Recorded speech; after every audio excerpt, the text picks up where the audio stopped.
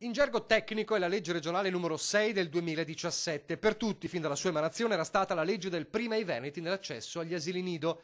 Preferenza per l'iscrizione al nido pubblico a chi risiede ininterrottamente o lavora da almeno 15 anni nella nostra regione. Oggi la mannaia della consulta è calata sulla norma. Sentenza 107. Quella legge è incostituzionale perché contrasta con il principio di uguaglianza. Nello specifico, secondo i giudici, un criterio irragionevole per l'attribuzione del beneficio, non essendovi alcuna ragionevole correlazione tra la residenza prolungata in Veneto e la situazione di bisogno o di disagio. Proprio alla funzione educativa del nido, la Corte ha osservato che è ovviamente irragionevole ritenere che i figli di genitori radicati in Veneto da lungo tempo presentino un bisogno educativo maggiore degli altri. L'opposizione in regione, per bocca del capogruppo del PD Stefano Fracasso, va subito all'attacco. Già al momento dell'approvazione, dice, avevamo denunciato come questa norma, oltre ad essere sbagliata, fosse anche illegittima, ma il macigno da Roma trova subito una replica anche dal numero 1 di Palazzo Balbi.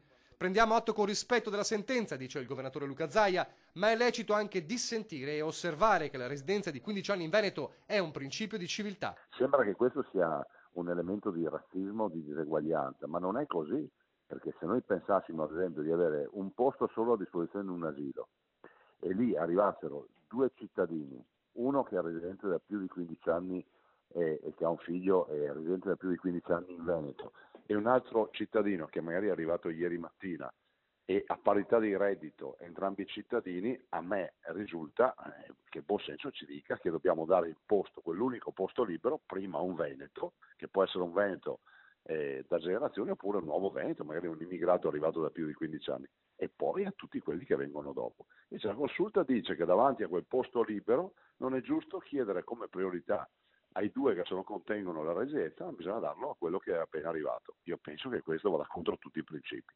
Insomma, dice Zaia, questa legge accusata di razzismo rischia paradossalmente di essere razzista proprio nei confronti degli immigrati irregolari che vivono da tanti anni in Veneto. Se vogliamo premiare questi 500.000 immigrati che sono qui da più di 15 anni, che si sono integrati in un progetto di vita, si sono comportati bene, contribuiscono alla formazione del nostro PIL, dobbiamo comunque dire che prima i veneti, cioè prima loro, prima i veneti che hanno almeno la residenza di 15 anni, e dopo quelli che arrivano, che sono arrivati ieri mattina o che arriveranno domani.